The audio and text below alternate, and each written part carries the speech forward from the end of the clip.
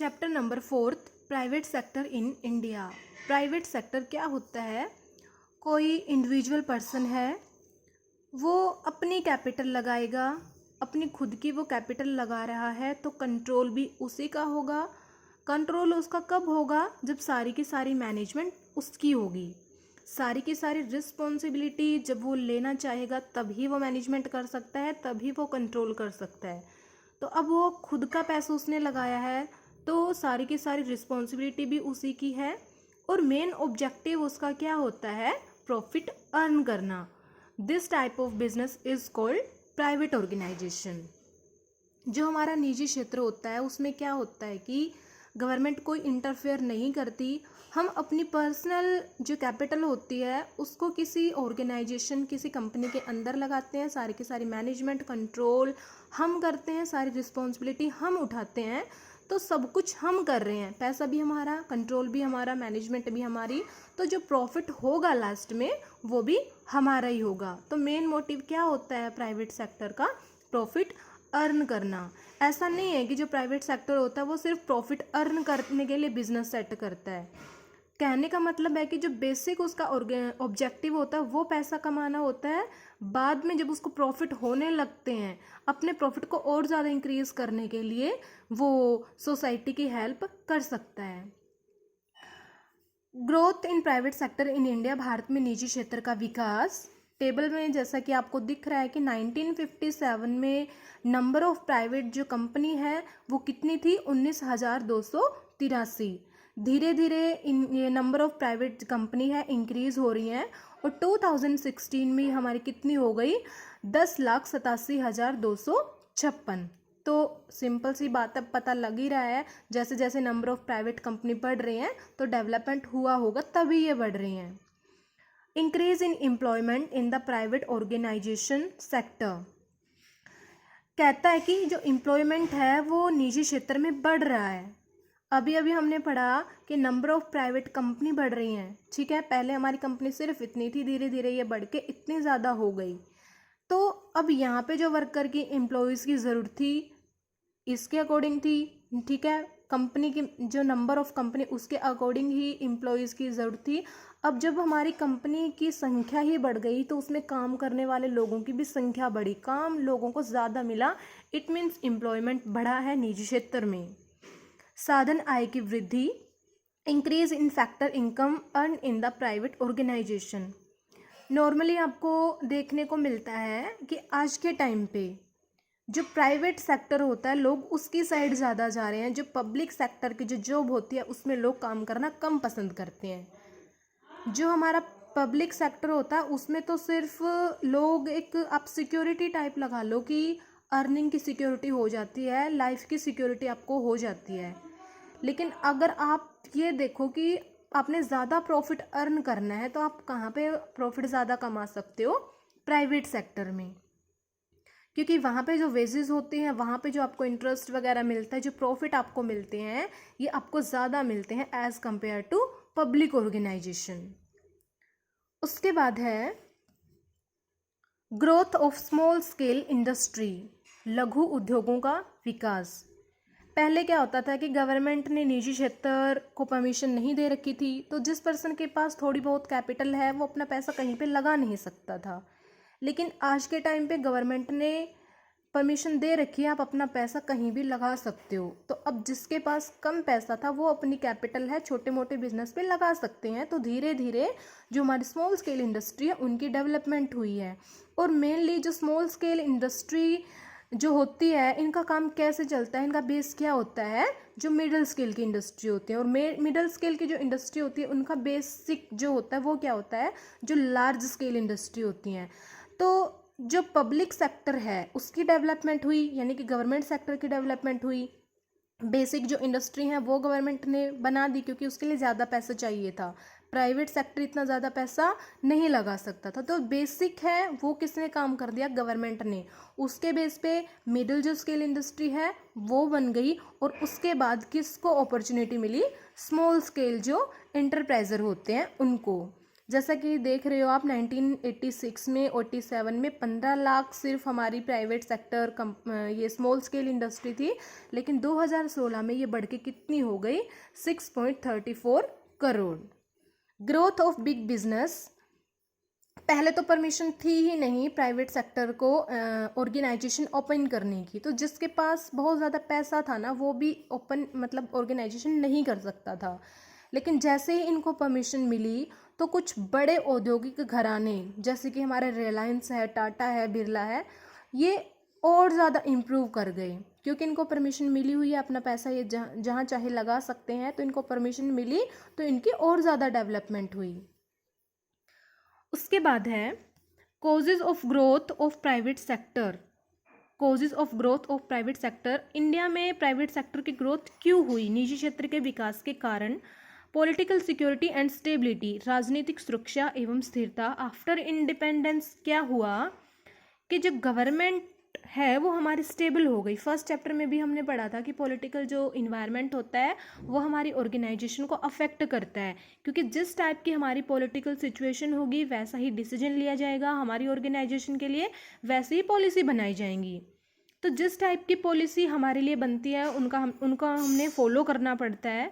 तो यहाँ पे अगर पॉलिटिकल जो है वो सिचुएशन स्टेबल है हमारी, हमें पता है कि काफ़ी लॉन्ग टर्म तक जो पॉलिसी बनाई है वही चलेगी, बहुत जल्दी जल्दी उसमें चेंज नहीं होगा, तो जो प्राइवेट सेक्टर जो पर्सन होते हैं वो अपना पैसा किसी ऑर्गेनाइजेशन के ऊपर लगा सकते हैं। उनको इतना ज़्यादा रिस्क नहीं होता कि ये जो पॉलिसी आज बनी है 1-2 महीने बाद ये चेंज हो जाएगी। उसको पता है कि जो पॉलिटिकल पार्टी आज आई है ये काफ़ी लंबे टाइम तक काम करने वाली है।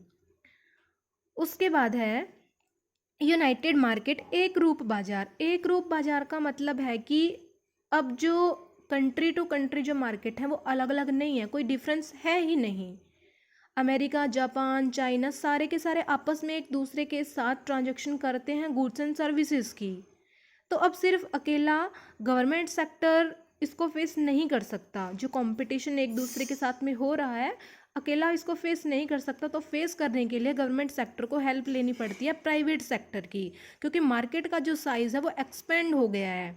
अब मान के चलो कि कोई दूसरी कंट्री है वो हमारी कंट्री से इंपोर्ट करती है, यानी कि हम एक्सपोर्ट करना चाहते हैं बट गवर्नमेंट सेक्टर सिर्फ हमारे यहाँ पे काम करता था, तो एक्सपोर्ट करने के लिए हमारे पास कोई गुड्स एंड सर्विसेज होती ही नहीं थी क्योंकि इससे सिर्फ हमारा काम चलता था। तो एक्सपोर्ट करने के लिए गवर्नमेंट ने क्या डिसीजन लिया कि प्राइवेट सेक्टर को भी परमिशन दे दी, क्योंकि अब इसकी हेल्प से क्या होता है, प्राइवेट सेक्टर जो काम करता है, जो गुड्स एंड सर्विसेज का प्रोडक्शन यहाँ पे होगा वो किस में हेल्प करेगा, एक्सपोर्ट करने में। उसके बाद है डेवलपमेंट ऑफ कैपिटलिस्ट एग्रीकल्चर।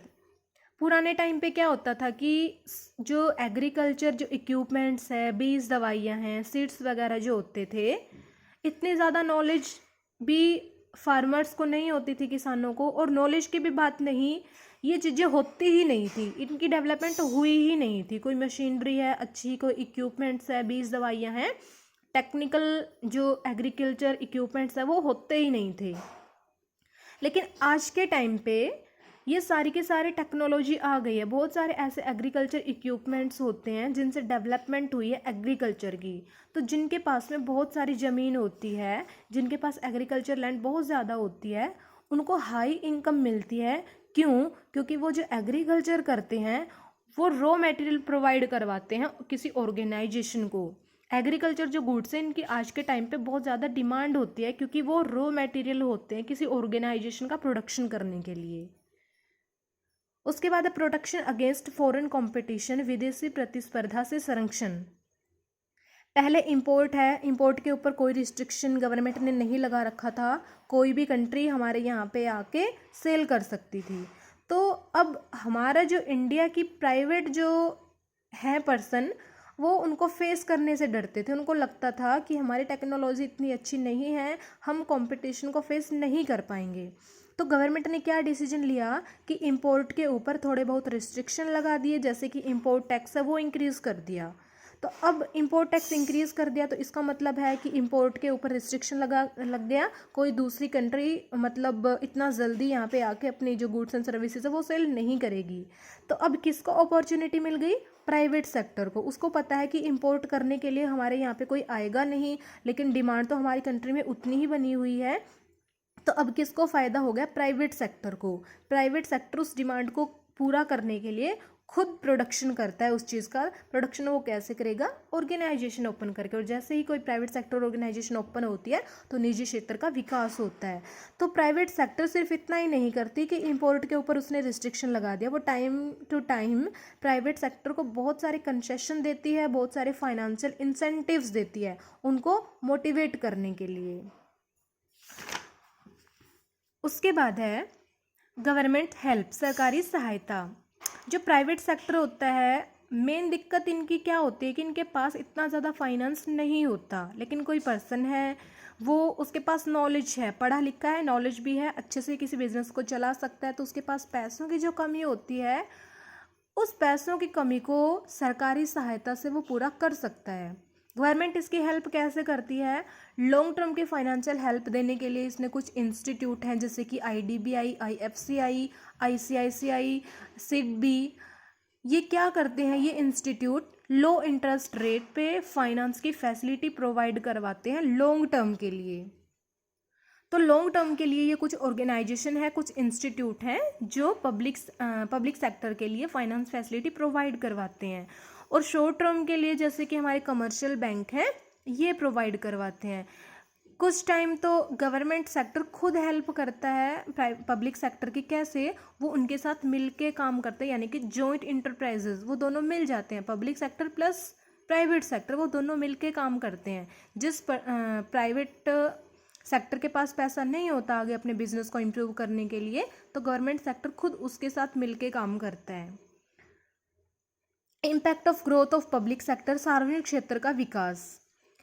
जो बेसिक इंडस्ट्री की बात हमने करी थी कि हैवी मशीनरी हमारी होती हैं, ट्रांसपोर्टेशन फैसिलिटी होती हैं, इनके बिना अगर इनकी डेवलपमेंट नहीं है तो जो स्मॉल स्केल इंडस्ट्री होती है उनका काम भी नहीं चल सकता। तो उनका काम नहीं चल सकता, तो अब धीरे धीरे सार्वजनिक क्षेत्र का विकास हुआ। सार्वजनिक क्षेत्र का विकास हुआ तो बेसिक जो इंडस्ट्री हैं उनकी डेवलपमेंट हुई। अब जो बेसिक नीड्स हैं किसी स्मॉल स्केल इंडस्ट्री की या प्राइवेट सेक्टर इंडस्ट्री की, वो कंप्लीट कर दी किसने? सार्वजनिक क्षेत्र ने। क्योंकि इनके पास इतना पैसा नहीं होता कि ये खुद का जो रेलवे लाइन है, रोड लाइन है, वेयर हाउसिंग्स है, ये सारी फैसिलिटी अवेलेबल करवा पाएँ। लेकिन ये सारा काम किसने कर दिया? गवर्नमेंट सेक्टर ने। ये काम इनको मिल गया सारा बना बनाया, तो अब ये इसके बेस पे अपनी प्राइवेट सेक्टर कंपनी अच्छे से चला सकते हैं। विदेशी उद्यमों का भारतीयकरण, जो भी फॉरेन इंटरप्राइजेज हमारे यहाँ पे काम करने के लिए आए थे, कंपनीज़ में काम करने के लिए आए थे, जो कंपनी आई थी यहाँ पे, तो गवर्नमेंट ने क्या किया? उनका भारतीयकरण कर दिया, ठीक है, इंडियनाइजेशन कर दिया। कैसे? इंडियन कंपनी के साथ ही उनको मिला दिया। अब कोई फॉरेन कंपनी अलग से नहीं है, इंडियन कंपनी को उनके साथ मिक्स करने का मौका दे दिया। तो अब ये जो कंपनी है इनमें हाई पोस्ट किसको मिली? इंडियन को। तो प्राइवेट सेक्टर को ये फ़ायदा हो गया, उनको पता है कि फॉरेन कंपनी जो आएगी मैं उसके साथ ही मिलकर अपना काम कर सकता हूँ, तो निजी क्षेत्र को ऐसे प्रमोशन मिलता है। Allowing Indian private corporate sector to invest outside India.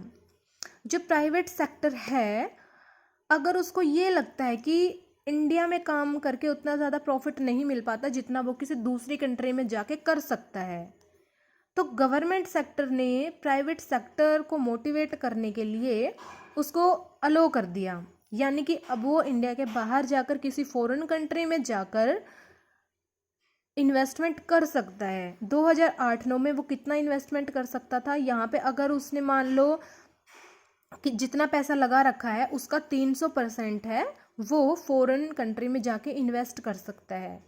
लेकिन 2008-9 के बाद वो परसेंटेज बढ़ा के कितना कर दिया? 400%। तो यहाँ से प्राइवेट सेक्टर को मोटिवेशन मिलता है